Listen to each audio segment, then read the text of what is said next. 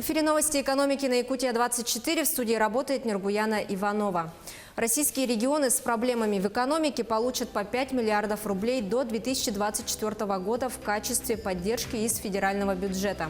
Премьер-министр России Михаил Мишустин поручил вице-премьерам как можно скорее представить программы развития регионов с проблемами в экономике. Глава правительства также намерен регулярно ездить туда, где сложилась непростая социально-экономическая ситуация. Минфин России назвал потенциальных получателей так называемых арктических налоговых льгот.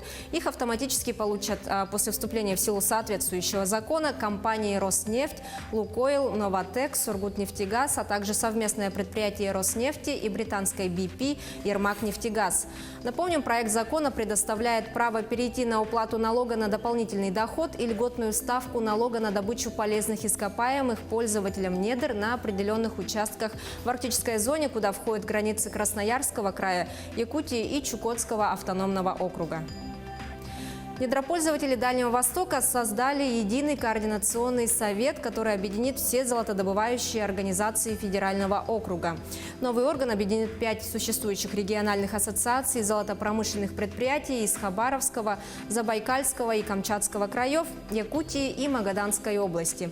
Недропользователи из Приморского края и Бурятии создадут свои ассоциации для дальнейшего вступления в совет. Основной задачей координационного совета станет объединение усилий недропользователей Дальнего Востока в борьбе за свои права. Власти Якутии подключают газовое отопление ветеранам Великой Отечественной войны и вдовам участников войны в удаленных селах региона. Мера социальной поддержки до этого года была недоступна из-за отсутствия газификации сел. Также из госбюджета республики участникам Великой Отечественной войны и ветеранам тыла выделяются средства на ремонт жилья. Размер помощи достигает до 30 тысяч рублей по Якутии, кроме арктических районов, где сумма может доходить до 50 тысяч рублей. Такую помощь в прошлом году получили 469 ветеранов. Многофункциональный культурный центр в селе Майя Мегино-Кангаласского района Якутии планируют открыть в конце 2020 года. Согласно проекту, двухэтажный комплекс общей площадью 3000 квадратных метров будет состоять из концертного зала, кинозала, хореографических классов. Строительство началось в феврале прошлого года. Его реализуют в рамках нацпроекта «Культура».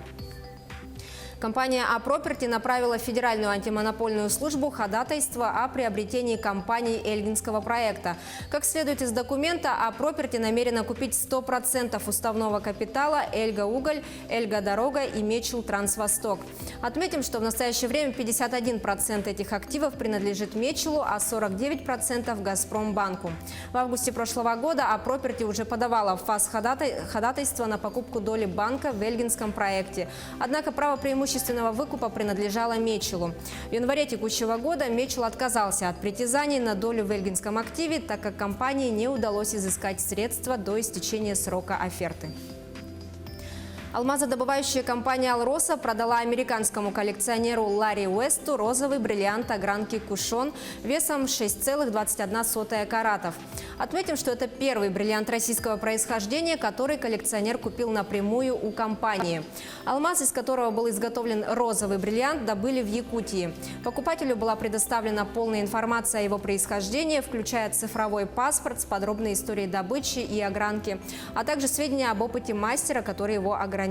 А цена, по которой был продан драгоценный камень, компания не раскрывает. На этом у меня все. Оставайтесь в курсе экономических событий на Якутия-24.